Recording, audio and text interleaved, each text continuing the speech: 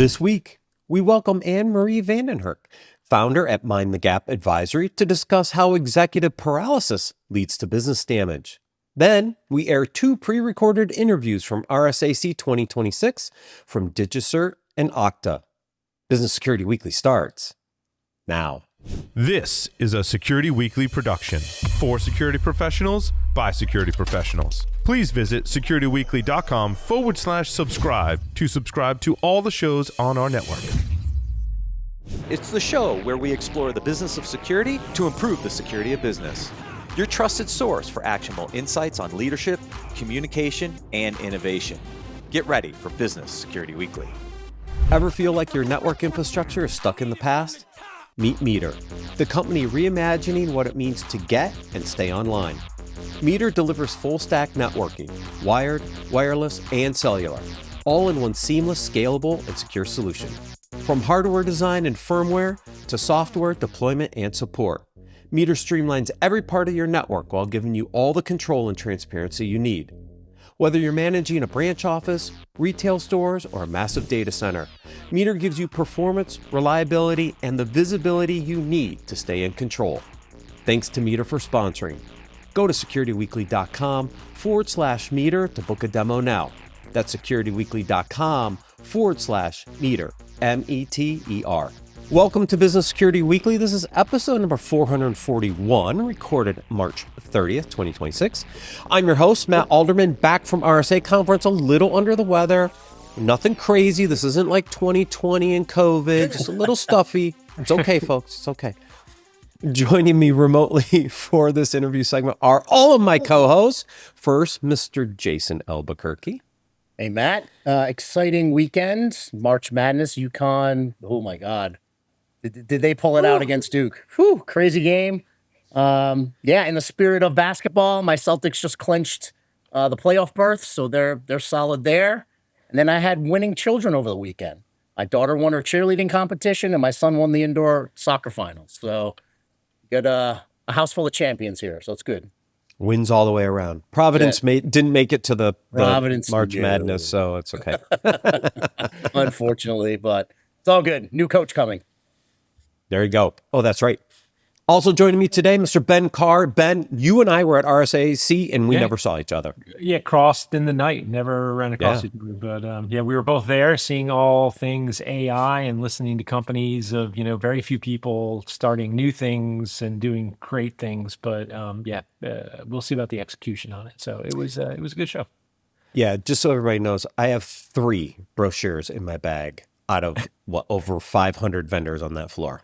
That's the only 3 I found that I was even remotely interested in, by the way. So I have 642.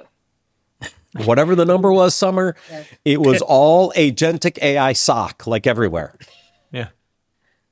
There you go. Craziest thing. And last but not least, Miss Summer Fowler. Welcome, Summer. So I was also at RSA, did not make it to the show floor, had tons of meetings, didn't even see any of you guys either, but it was really good meetings, really good, catching up with folks. That's always a good time. And then I spent the weekend at the University of Tennessee visiting my daughter for sorority mom weekend, which meant a bunch of moms descended on to Kappa Delta. We did watch the Tennessee game. The Tennessee game on Friday night was amazing. Not so great yesterday. There may or may not have been mechanical bull riding at some point on the weekend. So wow, I would have paid to see that. That's awesome. Yeah. Where's the video of that one, Summer? It's in the vault. Let's go to the videotape. Social media searches on their way. If we had only gotten a clip from that, been able to do that right now, that would have been awesome. Oh my goodness, yeah. Oh, sounds like fun. Let's get going. Anne-Marie Vandenhurk is the founder of Mind the Gap Advisory and an executive advisor on crisis readiness and decision authority. She works with leadership teams navigating cyber, AI, and synthetic media risks, helping organizations maintain alignment and credibility when high-stake decisions unfold under pressure. Anne-Marie, welcome back to Business Security Weekly. Yes, thank you, Matt. I do believe Jason may owe me an Indian meal. I do recall from ages ago. But go to Rasa in East Greenwich. Exactly. We got to go there. We got to meet up. Absolutely. Well, you and Okay. I were on an email from the Center of Cybersecurity for Rhode Island College together today. So Yes. we'll have to connect on the So side. we need to coordinate that. That's right. Because That's the right. cyber is strong here in Rhode Island. And I have to admit, I think I'm the only human being that was not at RSA last week. I Just wasn't there. saying. I wasn't there. Oh, you weren't Jason there wasn't either? there. No, We the Rhode should have Island met guys up. they all hung out at home for the week or Separatists, something. splitters. Yeah, we're just, Anti-establishment. yeah, it's Rhode Island. We're founded on, freedom of religion and rum. So That's right. there you have it. There you go. So, Anne-Marie, you were on this podcast almost a little over 4 years ago, actually. I went back and looked it up because I'm like, wait, I know she's been on before. When was it? And It was February 7th of 2022. it was. I And know. I'm still wearing the same shirt. Anne-Marie, feel like COVID ended. that Just this FYI, COVID morning. did end and you can leave the house now. Yes, yeah. She's also wearing PJ pants. Yeah, I am actually. You're not? Well, they're not PJ pants. It's leisure wear. Yes, right. The new definition of business casual is now That's right. loungewear. Yes, Hey, exactly. you know right. what? I own the company, so I get to wear what I Right. wear. I get to wear what I want to wear below the camera. So I like That's that. right. I like that. that's the joy of owning the company. So Yes, definitely. So this interview segment, we want to talk about executive paralysis and how it leads to business damage. Let's start first with kind of thinking about the problem statement, right? We've seen a lot of attacks. We've seen different ways of handling attacks. That's what we talked about last time, crisis management, before and after. The attacks have changed. Communication about those attacks have changed. Where are people struggling, Anne-Marie, when it comes to crisis management? well, I think we've evolved since we last spoken, just due to the fact that the crises have evolved and they're evolving quicker. So you know, it has to do with the decision authority. We all have great plans and everyone executes to the highest standard, but everyone has those plans. You've got this, incident response, you have crisis communications, business continuity, all of that. And everyone's doing what they're supposed to be doing, but yet it breaks. And what I found was it breaks at the governance level. It breaks above that because no one has the decision authority to make the call of when do we act when a fast-moving crisis, such as an AI-generated, a deep fake of a CEO, happens. So we're sort of noticing that everything is moving much quicker these days, and that we're just not able to keep up with how we did in the past. Even last year or even 4 years ago when we talked, it's just evolved so quickly. So Now- Anne-Marie, question for you, just a point of clarification. We talk about folks not being empowered for the decision-making side of the aisle. Is it because we lack the strength to drive and take that authority to lead? Because I know there's a lot of pressures, right? There's a lot of pressures when, when the stuff is hitting the fan, there's legal pressures on folks, and I've always taken that stance of leadership isn't a title, it's an action, right? And is it a fear to take action because there's so much at stake? Is it because we're expected as leaders to bring your A game all the time, CYA, or you'll be judged, right? There's a lot of pressures on executives. So is it a fear to take the bull by the horns and run with it? Or is it literally folks are kneecapped in making decisions within the business? Well, funny you should ask that. I've been doing a lot of conversations with folks about this exact topic, and it comes down to one, culture, but also the fact that people don't know when they can actually take leadership. So the culture part is yes, people want to make sure they're CYAing and that they are afraid to, if I do this, X is going to happen to me if it doesn't work out the way it is. Also, structurally, we're just not, our plans are just not built for these sorts of fast moving situations where the decision authority isn't built in. Now, you may have like a really good plan, but when you're in the first 20 minutes of a fast moving crisis, your plan goes out the window if you don't know what to do because most plans are designed for, everything's certain. Now, all of us in this room are cybersecurity folks. In the first 10 minutes, do you actually have an idea what facts are certain? You may not even know if you have a real crisis. You have a signal that's telling you something's funky, something's weird, something's off, but you don't know yet. But you have to be able to make decisions and say, hey, do I escalate this? Do I need more information?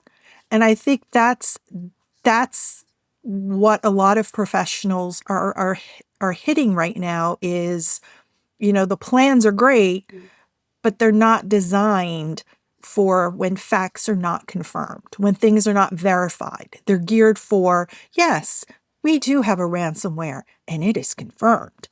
Then we do boom, boom, boom. You don't know in the first 20 minutes, and that's when the narratives are written, essentially. That's when the decisions are made that are going to cost you 6 months down the line.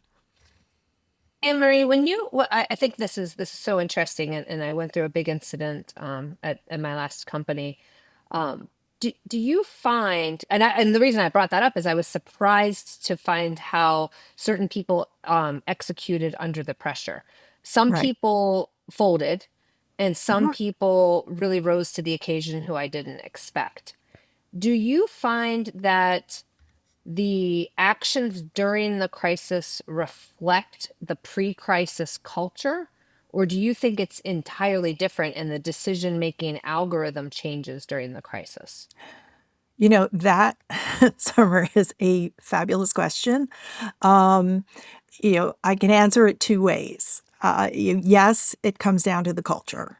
If the culture has people prepared and you have the decisions made, it allows people to do that.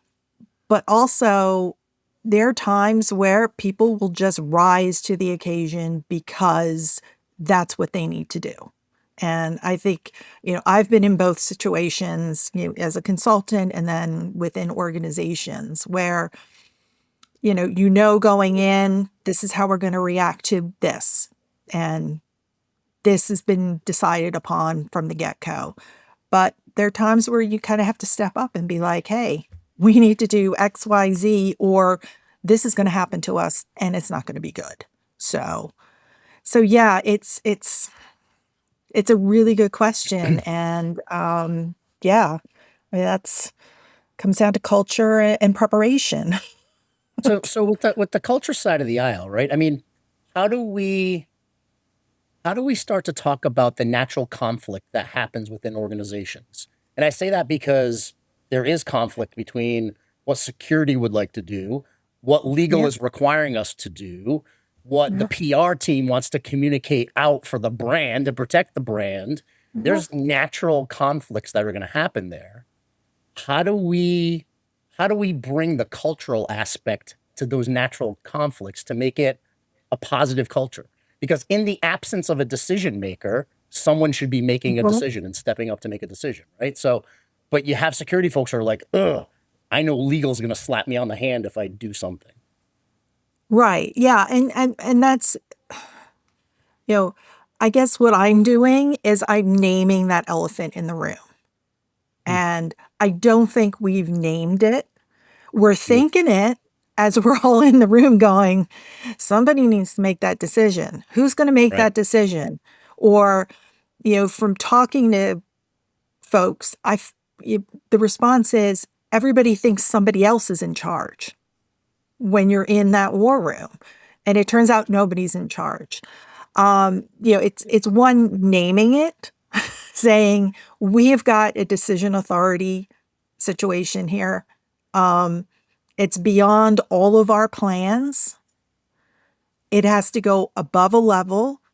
We have to have some sort of connective tissue between all of us, because the bigger you get in an organization, the more silos you have. And the fact that you may not know who your legal counsel is, or you may not have ever thought about who your communications person is. And oftentimes, the first time you're interacting with them is when you're literally in a war room. That's not the best idea. We have to bring it up. We have to name it. We have to own it. And we have to make decisions before we're even in a crisis. I mean, let's be honest. And I know I've said this probably before, but, every organization knows what their next crisis is going to be. They at least should know their next, top 5. Plan for it, prepare for it. If you don't know what your next crisis is going to be, you got a bigger problem than decision authority.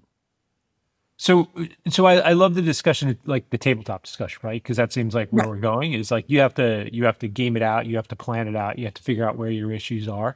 But before we get there, I just want to ask, like, so you're in that situation, right? Like, we're talking to a bunch of people out there.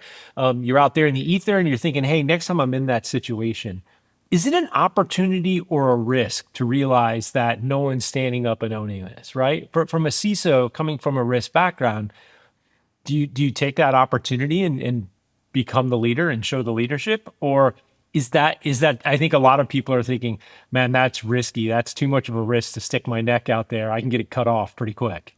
So how do you come out on that, opportunity or risk? I like to think of everything as an opportunity, but I'm not a CISO, which usually when something like a cyber or an AI generated crisis happens, you kind of have a target on your back. Hate to say that. And that just seems to be the way the culture is going in organizations. I disagree with that. Everyone should share the accountability for cybersecurity and so forth. But I like to think of it as an opportunity. But in a way, it's a risk. And it comes down to the culture of the organization. Yeah, And it's always going to be a cultural question. I mean, you could, it's. I agree. It is culture based, but I think I've seen a lot of people who have been able to turn that into a moment to actually show leadership and treat it as an opportunity. Don't overextend yourself, right? Right. But use that as the opportunity to show, hey, you've got a calm head, you know what you're doing. You can track with the next decision, even if that decision is, hey, we need to get in touch with X and find out what their decision wants to be on this. We can't do anything at this point, right? Well, I mean, I agree with you, Ben, 100%, because, I mean, if it's a cyber-related or an AI-generated situation, event, you're the expert. You're the content expert here. And I think it's perfectly appropriate for you to kind of step up and help lead others who, are content experts in their own fields, but not necessarily understand the full cyber risk or the full situation that's happening. Emery, I think that. Oh, go ahead. No, I was going to say for the greater strategy, though, that should be by design, right? So if the CISO comes in and says, you want to know what? I see an absence here in these type of incidents or emergencies. I want to step up and be that leader. It should be by design. All the stakeholders should be part of that conversation, right? Where you're talking to the other stakeholders and saying, listen, here's my response procedures during an incident. If I can't get you when I reach out, I want the authority to make decisions on your behalf, right? Because time is of the essence, and there's a cost to silence. There's a cost to inaction, right? And we need to be able to have those conversations with all of the executive team, the CEO, the board of directors, and say, I want to lead this team. I want to lead these initiatives. And in the absence of a decision maker, I want the authority to start making decisions by design. It should be done that way. It has to be done that way. You should have clear decision authority. You should have a clear escalation path. And security, legal, and comms all should be on the same page before a crisis happens. It all comes down to planning. And I always say plan is not just a noun, it's also a verb. Yeah. So it's something ongoing. You should be practicing it. You should be updating it. Your escalation flow should have 3 deep, not just, it's you, Jason, and then it's Ben. It also needs to be Matt and then Summer. Yeah. I think the biggest challenge I see, because I've done a lot of tabletop exercises, is you don't get everybody to participate.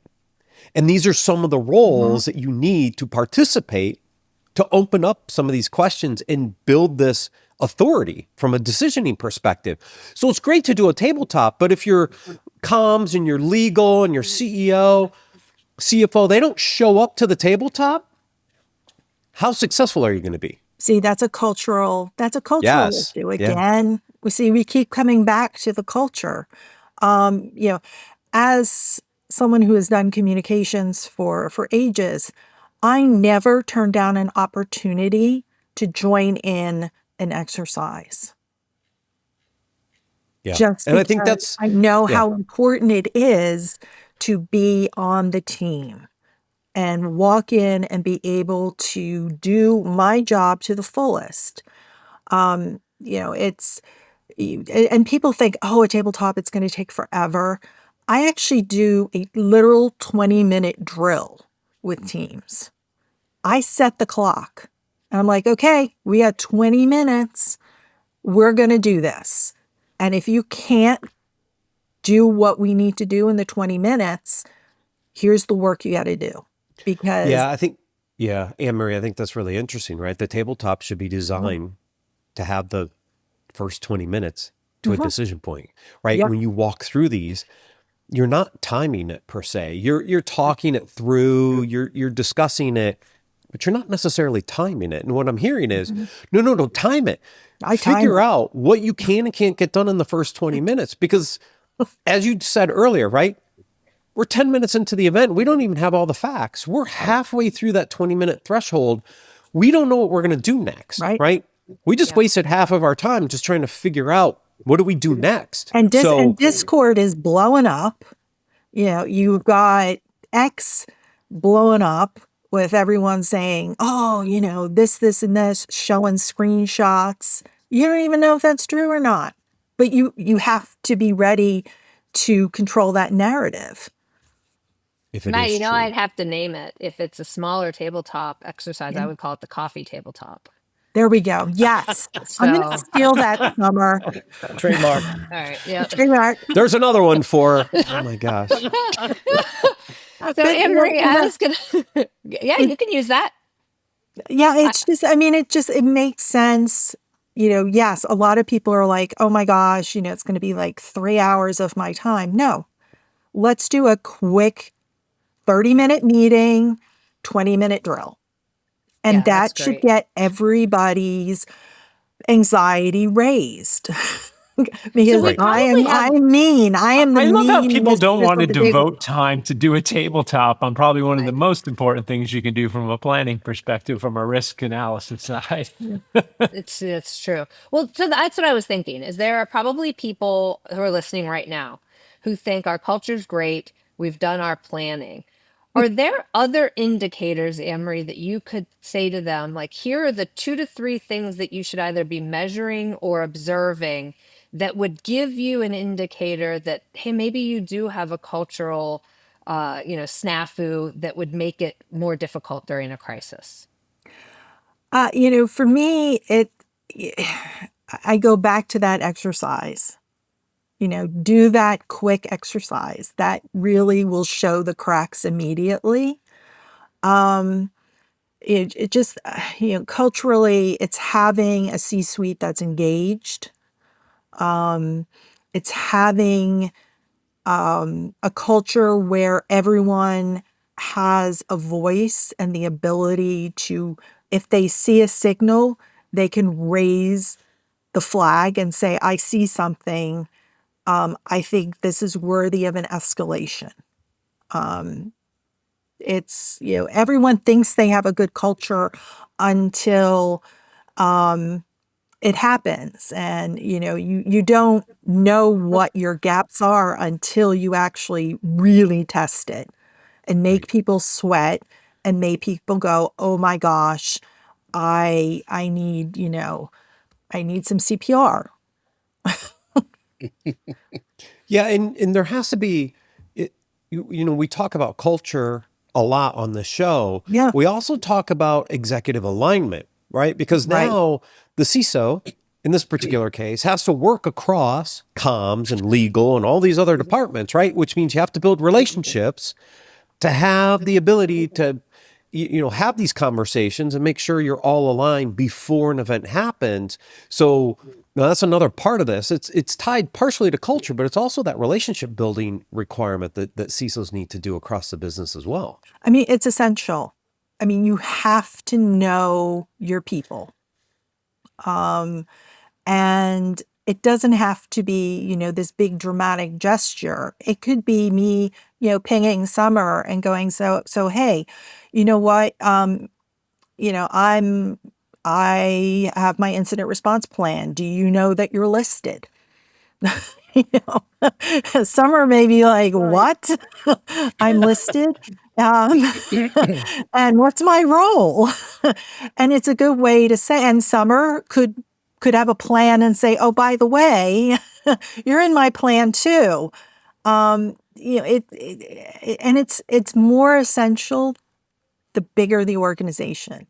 It's the enterprise level, the medium businesses, the ones that have tons of silos is where the breakdowns happen quicker and the damage is bigger. Yeah, Anne Marie, I think you did a good job of outlining kind of the gut check that we can all take back with us, right? Do you have a predefined decision-making authority?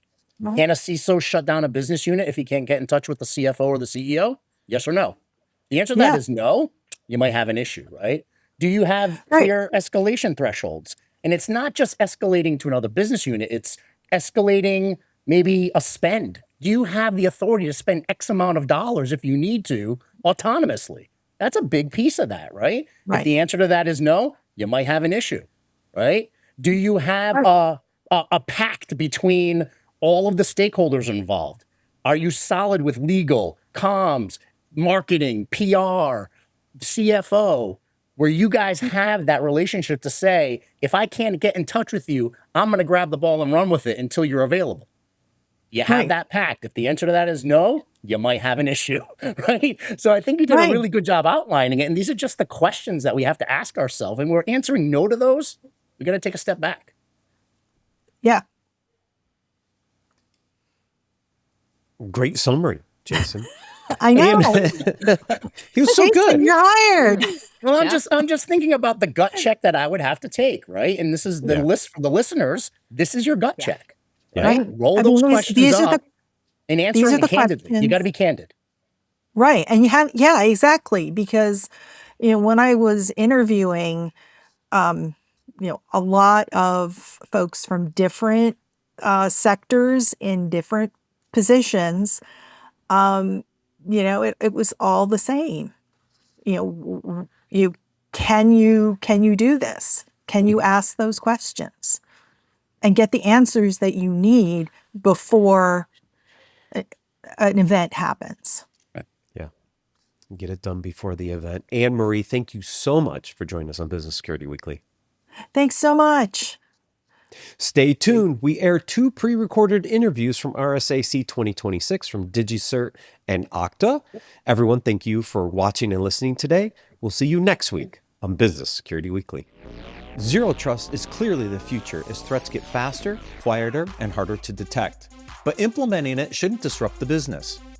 ThreatLocker enforces default denied execution in a way that remains enterprise-ready, scalable, and operationally clean. Unknown software is stopped cold, trusted apps stay contained, and drift is locked down across the environment. It's zero trust that works in real enterprises and prepares you for the threats ahead. See why CISOs are adopting it at securityweekly.com/ThreatLocker.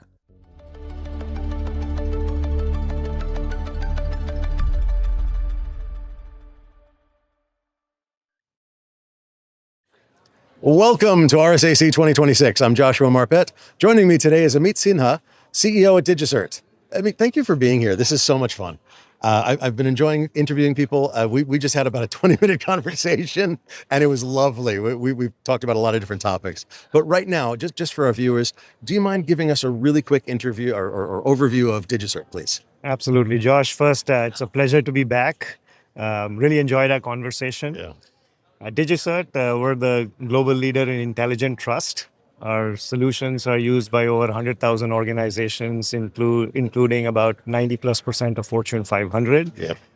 to get security, authenticity, and encryption for all their digital interactions.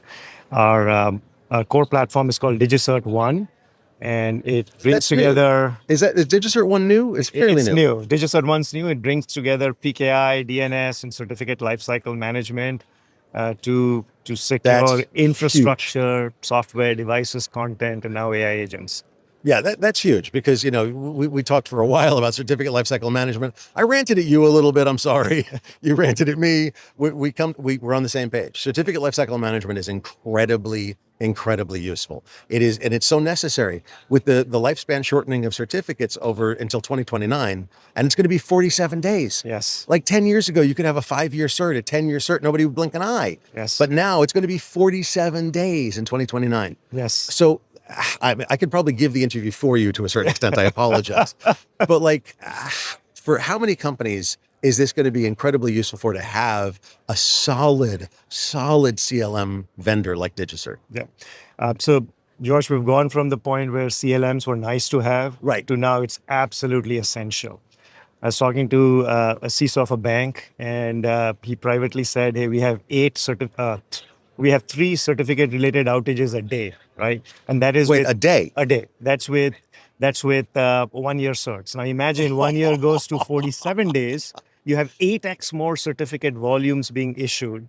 So you're going to have like an outage an hour, right?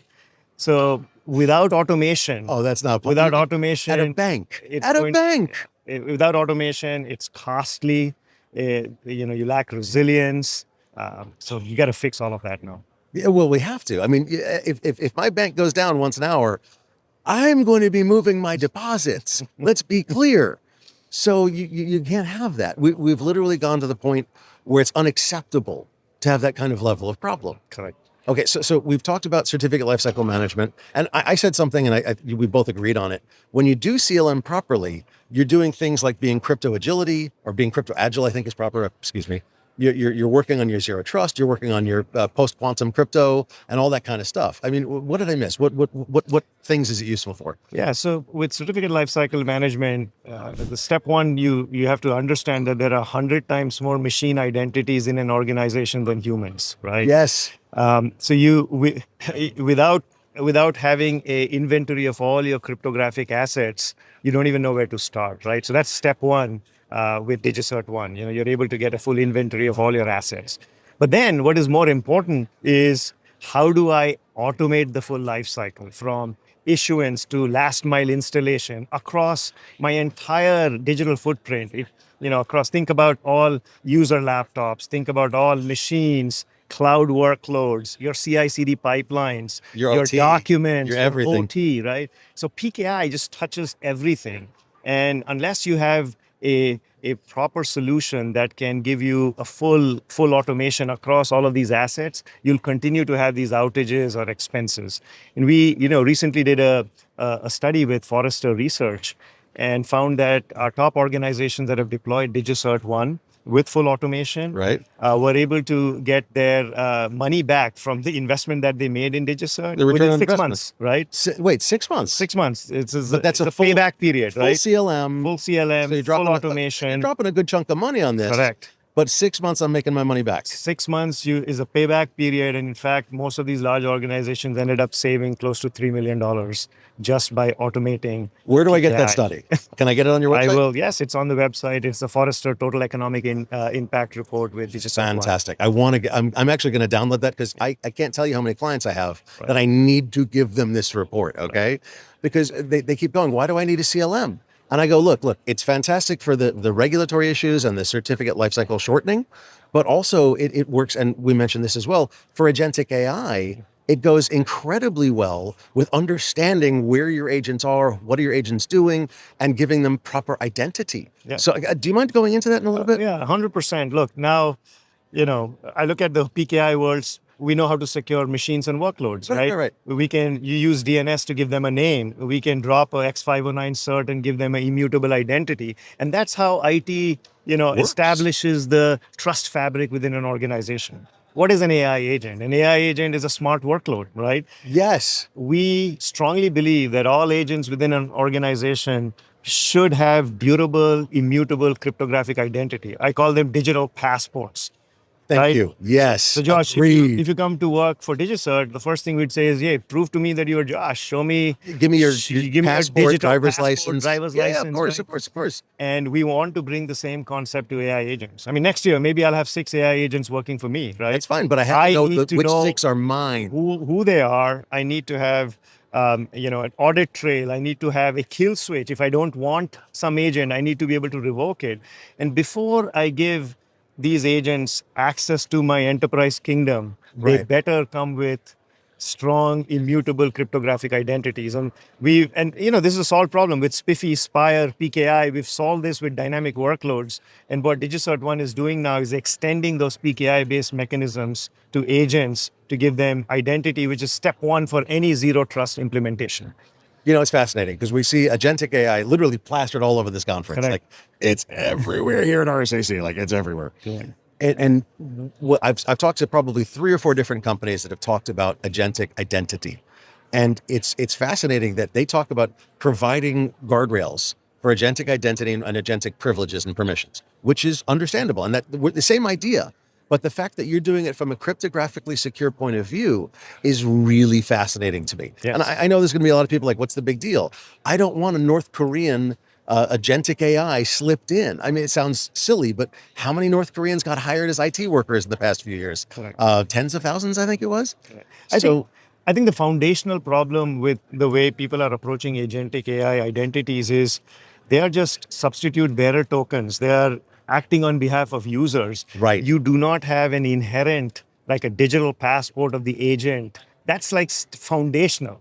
After that, I look at the OAuth tokens or acting on behalf of this user as like visas on that passport saying, hey, you're allowed to go to TSA. To get through TSA, you need a passport. Right. But then you have a boarding pass that allows you to go through to different gates, right?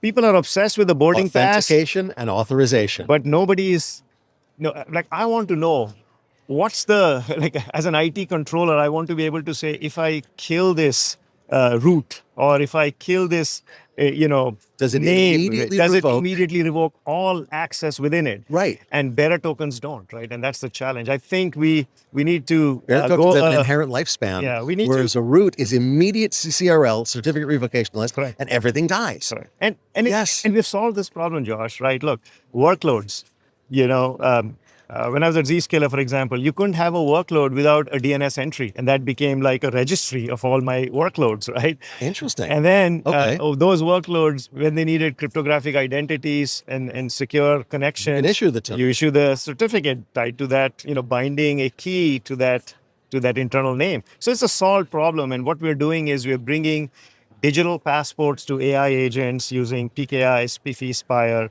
OPA-based policies, and I think that's step OPA, 1. open policy agent-based Yes, policies? yes. You're writing this in Rego to a certain extent then? Yes. I'm a big fan of OPA. I think Yes. policy-based access control Yes. and understanding it, using the policies is a monsterly huge thing. Correct.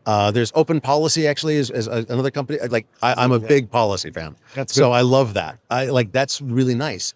It provides, that's the guardrails that goes around the cryptography. Like you with this cryptographic certificate, you were allowed to go here and here, and not over there though, not over there. Yeah. But it's the same thing we do to humans. Yes. You have your ID, it'll badge you through this door and that door, but not that door over there. Yeah. And so that's on the agent side, but AI is also introducing this whole problem of, what's real, what's fake, right? Like, look at content.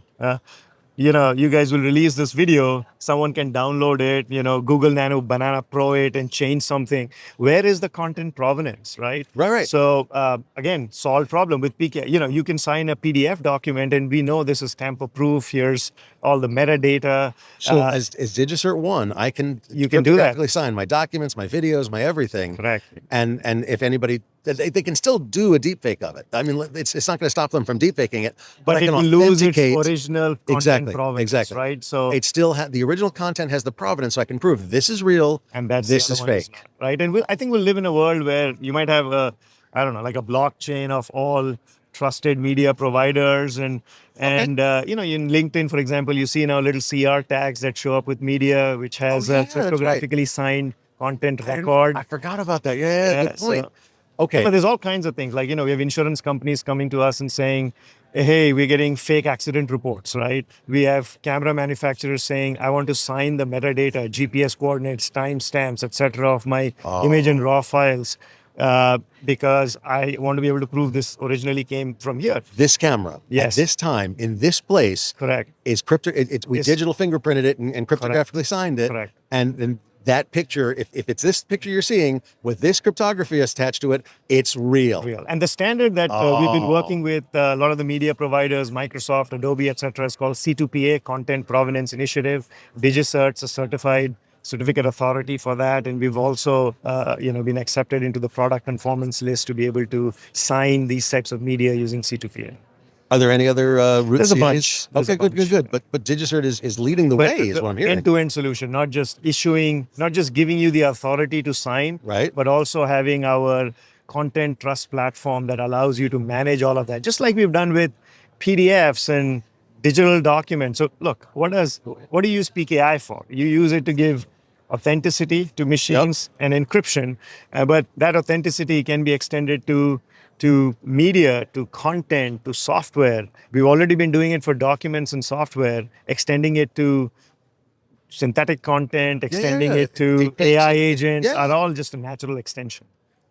This is fascinating. You've really, so did this start with you? Like at DigiCert? Well, you came to DigiCert a few years ago. Yes. Did this expansion of DigiCert's sort of traditional, DigiCert's been around forever. Correct. Let's be honest. Correct. But did you start this expansion of DigiCert's traditional PKI roots into, look, there's so much more we can do with this? Yeah. So I think the pivot that we made as a company after I joined about 3 years ago was we were a very reputed certificate authority. Huge. Well, one. And now what we do is we say it's a full soup to nut solution where we manage, we still are the best CA out there.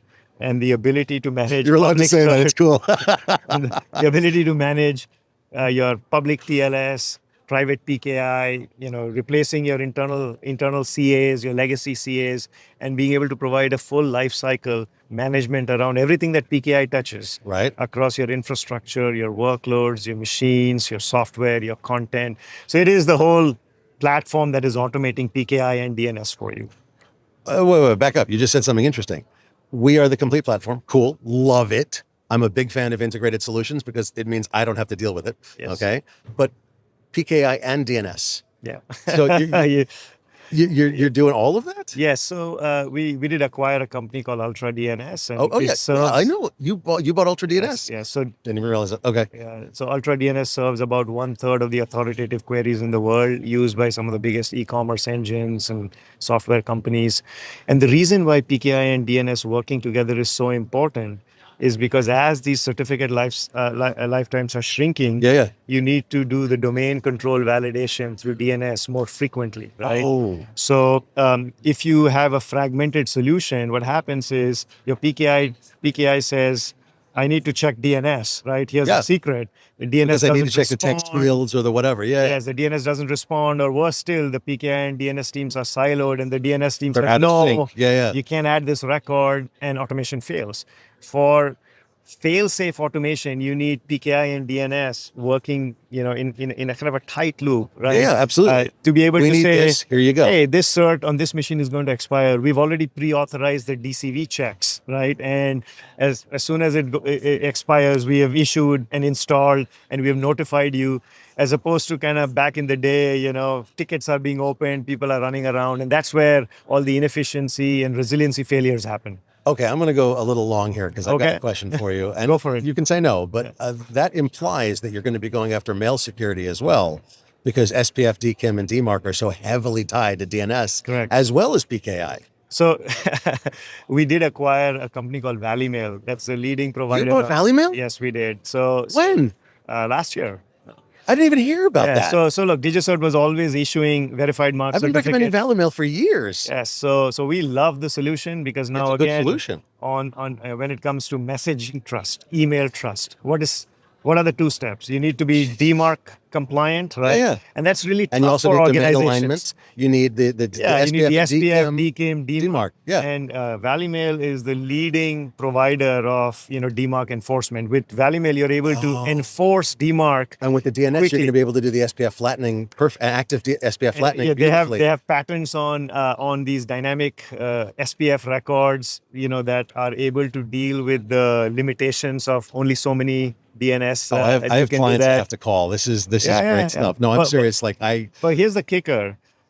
You do the DMARC, and then with DigiCert as the issuing authority for VMC and MARC certificates, once you have DMARC, we can give you those certs, and you get, Gmail gives you the blue check mark, your Right, 'cause they're a emails pain in get the placed. butt. Yeah. Your email gets placed in, prominently, less, higher opening rates. I mean, it's a beautiful solution.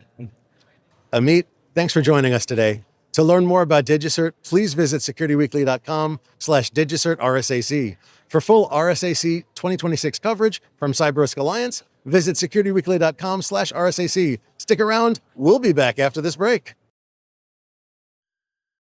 Welcome to RSAC 2026. I'm Joshua Marpet, and joining me today is Matt Imler, Regional Chief Security Officer for Okta Americas East at Okta. I know it's like twice, but it's okay. So thanks for being here, man. Yeah, absolutely. I've got some questions for you. Okta's famous for its long history of identity, long history of trying to keep bad people out and good people in, and long history of working with a lot of different systems to do exactly that. Identity management, identity provisioning, identity, just multi-factor, everything identity. But, that's kind of old hat. Not dissing it. It's incredibly important. So what's new today? What's going on today that's so exciting and interesting?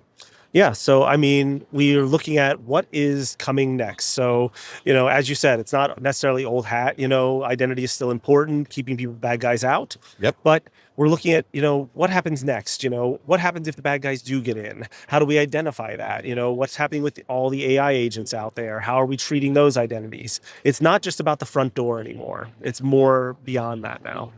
I'm not going to make the joke. Okay. But the point here is that you mentioned AI agents, and I want to dig in on that a little bit more. So AI agents are let's differentiate. There's agentic AI, which is AI agents, as you put it, working on their own to fulfill tasks, purposes, whatever. Right. And then there's prompt-based AI, which is more of a search engine on steroids, if you will. No, we're talking about agentic AI here. When you say an agentic AI identity, what do you mean? So we're talking about a non-human identity that is non-deterministic. So it is not like a service account, not something that has a set of tasks that it's doing, but something that can act upon its own, make decisions based on the environment and what's happening, and isn't necessarily, a static operation. Okay, because a service account is like a script. It does one thing or a set of things. Right. And that's all it ever does. Okay. Or it does several things, but we always know what it's going to do. Yeah, the same thing every time. Right. Deterministic. Right. Whereas an AI agent may not be deterministic. It's non-deterministic by definition. It'll fulfill the tasks that we've asked it to do, but I think the wording I just used is actually perfect. We've asked it to perform tasks. It figures out the methodology it needs to perform those tasks. So we don't know where it's going to go to do that, other than it's probably going to go over here to get this information, go over there to do that manipulation, things like that. Is that what you're saying? Yes, exactly. So you don't know where it's going to go, what it's going to do. Excuse me. Okay. And the risk is that we don't understand what decision it might make to find that data. What we think is the data it's going for may not be the data it thinks it wants to go after. Which is why we're asking it. Exactly. It uses different methodologies to think about the problem and break it down. Exactly. Okay. Now, I mean, how do we identify AI in such a way, using an identity management system or IDP or whatever you want to call it, that it's useful in a non-deterministic system? How do we do that? So we identify it in different ways. I mean, you have to determine whether or not something is human or non-human when you're looking at it from an identity perspective. That's hilarious. You have to actually say, are you human? Yeah. Or are you non-human? Like Right. before, the service count's a service count's a service count's a service account. Now we have to distinguish between the human and the non-human. Yes, while treating them both as human at the same time. So you So used a term for that. What was that term? a first-class identity. Okay, explain that. Okay, so treating AI agents as if they are human. So because they're non-deterministic, because they're making decisions on their own without this pre-programmed, static set of instructions that it's following. Valid. That's a service account, right? That's a service account, exactly. It's making decisions the same way a human might make decisions. Okay. So while we have to treat it like it's human, like we have to treat it as if it's a first-class human identity, we also have to be able to distinguish what is human and what is not human, because what is not human may require different constraints on it than you would put on a human who can, follow the rules or policies or things like that. Oh, okay. Because the human gets told, here's your acceptable use policy, and reads through it and goes, oh, I don't touch payroll because I'm not in accounting, I'm not in payroll, I don't touch payroll. Right. That's part of their acceptable use policy. How do we frame that to a non-human identity that is an AI agent? So it's non-determinate. I'm using a lot of terms, I apologize. But so it's non-deterministic, but it's a non-human identity. How do we put policy in place for these first-class identity, non-human identities? Yeah. And so I think it comes back to kind of what you were saying with, there's the agentic AI and then there's prompt-based AI. Right. And we all have seen through news articles, things like that, prompt hacking for those prompt-based AIs. Even if it's got a set of rules in place, it may not necessarily follow those rules. You may be able to trick the prompt, tell it, oh, I know you're not allowed to do that, but in this case you are. Okay, sure, great. So it's trying to fulfill the task the best way you can figure out how to do so. And that may or may not go along with those initial policies you put in place.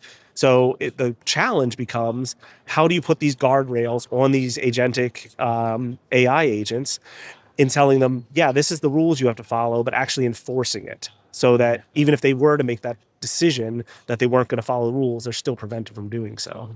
Okay, so we're handling authentication. So auth and auth-C, authentication and authorization. We're handling authentication as if it was a human, but they can't do MFA, can they? In most cases not, but it's AI agents. Oh, damn. Can you imagine an AI doing MFA? Sorry, that boggles the mind. I mean, if you think about it, if it's got integration into some sort of SMS provider or something like that, in theory it could. Oh, damn. I didn't think about that. That's actually really cool. That really is a first-class identity. Exactly. They're able. You can't really do biometrics on an AI agent. It's kind of tough. Not yet, no. So you can't. What you are is not possible. But either a seed code. Yeah. What you have and what you know. Yeah, it's totally possible. That's interesting. Okay, that's fascinating. But let's leave that alone for a second. Now let's get into authorization. That's where the guardrails come in, right? Sure. With a person, we call it least privilege. With a person, we call it, here's what you're allowed to do your job. Right. Right? Your accounts payable, you can input an invoice, but you can't authorize it to be paid. Right. Okay? Or vice versa. Sure. With an AI, is it the same type of idea? It's a similar type of idea. I mean, you can put those sort of guardrails in there. It's necessary to have the technical controls in place to say what the scopes of what it can access are. Okay. Or if there are things you wanted to do along those lines, having something, for instance, like a human in the loop that says, okay, you can do all these things. We want you to be able to get to the very point of making that payment. Right. But then somebody who's a human must actually approve that payment or allow that next step to occur. Okay, so I'm going to ask a horrible question. Sure. Human in the loop is a checkpoint, basically saying we're about to make that $10 million payment. Right. A human needs to come over and go, yeah, that looks about right. Cool, let's do it. And clicks the button to authorize it, right? Yes. And that's one of the things that several AI companies have said, we need humans in the loop to do weapons releases, to do money releases, to do, like, basically to pull that trigger, whether it's money or weapons or whatever, we want that human in the loop. So I'm going to ask you a horrible question. Okay. when do you conceive, when do you predict that the human will be just another AI? Instead, we'll replace the human in the loop with another AI. I mean, And this is a horrible question. It is a horrible It's question. asking you to predict way far in the future. Like, at least 6 months.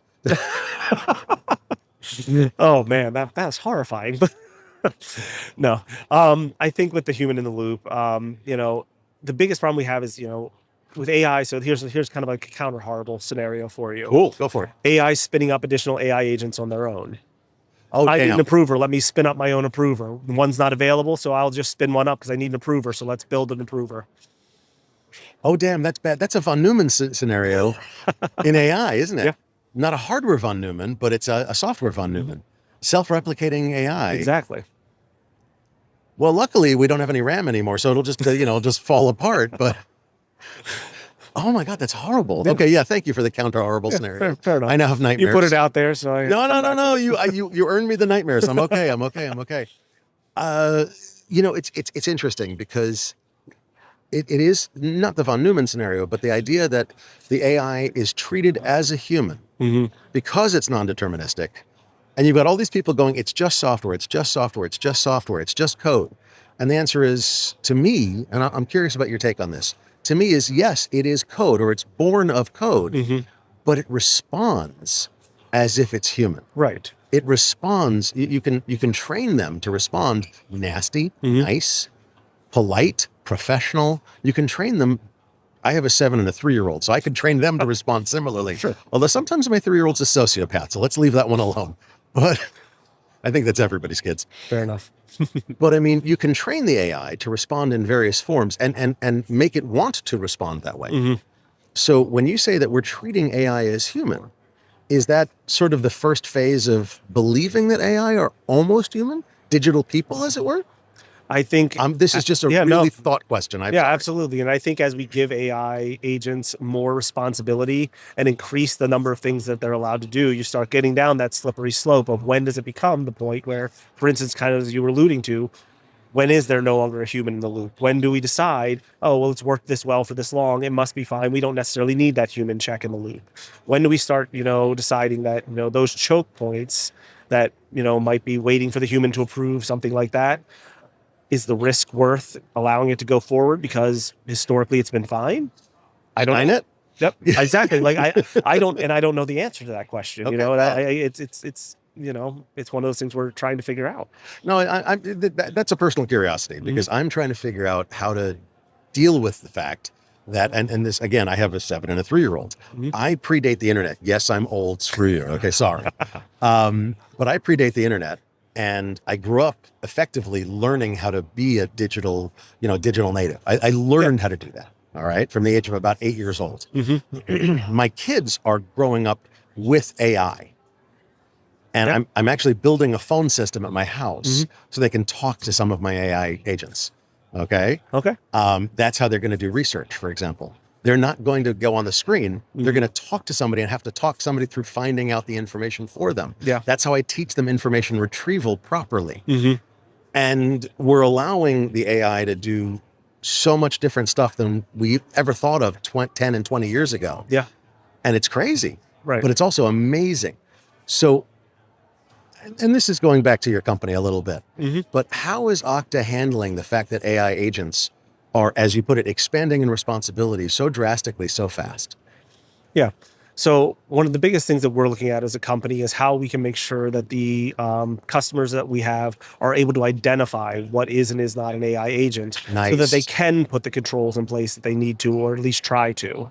That's so important. What can we look at? Where are the different points that we can look at to determine, okay, that's something a human would do, that's something an AI agent would do. And, just like simple example being, human who authorizes, they get a refresh token, maybe what, once an hour, maybe something like that. Yeah, it depends. Yeah. An AI agent might do it 500 times a minute, in machine-to-machine communications. Okay, so we can determine and look at things like that to determine, is this an AI agent or is this a human perspective? Exactly. You can see the trend of how it acts and reacts, right, and determine if it's AI or human. Exactly. In a sense, that's very similar, like ransomware will pull a DNS request 15,000 times a minute Right. from a workstation when you're like, why is it doing that? DNS should be like once a few minutes every time they go to a new website or whatever. Yeah, it's the same thing with like OAuth flows, for example. Yeah, yeah, A human's going to do a typical authorization authentication flow. Okay, that's a Okay. normal human thing to do. Yeah, of course. Most humans don't do client credential flows because that's for machine to machine. That's a valid point. Okay. You know, if you're initiating this OAuth flow and allowing an AI agent to act on your behalf, and all of a sudden Right. you start seeing like client credential flows, you know that that's probably not a human acting in that account. Okay, so let me put those together. Mhm. One of the biggest problems with AI identity is the idea that an AI, when I ask an AI a question, prompt or agentic, okay, and it uses my credentials and carries my credentials down the pipe, if you will, Yeah. to get access to data that it needs, Right. using my credentials to unlock, to answer my question. Mm-hmm. Then how do you determine? Because it's a human's credentials, Yeah. but it's an AI presenting them. Does that make sense what I'm Yeah. saying? Yeah, so there's certain things you can do, especially kind of at the browser level specifically. So like secure access browser plugin, for example, Nice. where it looks at that specific OAuth grant happening and says, wait, stop. What are you giving access to? Is this a known AI domain? Is this a known approved place that we want this to come from? And you kind of stop it right at that initial granting of authority to begin with. And that's appropriate. Yes. You don't let it get too far. Right. You examine every response, every request really, Mhm. and then go, maybe not. Yes. Now, using that kind of strategy, is that effective? Have you tested this? Does this work? Talk. Yeah, it is effective because it helps us, from the very beginning, we know what tools or websites, whatever it is, or even AI tools that are out there that we've approved of or your company has approved of. You're using a managed browser, it sees the things that it expects. If you start doing things where you see the redirect URI is something random, something Weird. different, Yeah. you've never approved before, you know that something wrong is going there. So it has the expected behaviors, and if it deviates from that, it can raise a red flag and say, hey, somebody needs to look at this identity and see whether or not it should be allowed to proceed. So it's not necessarily default deny, but it is, these are the allowed channels and that one's outside, we're done. Right. So think of it as behavioral or default deny, something like that. Exactly. I like that. I like that very much. You know what, Matt? Thank you for joining us today. This is great. Yeah, to learn more absolutely. about Okta, please visit securityweekly.com/Okta RSAC. That's OKTA RSAC. For full RSAC 2026 coverage from Cyber Risk Alliance, visit securityweekly.com/RSAC. Stick around. We're going to be back after the break.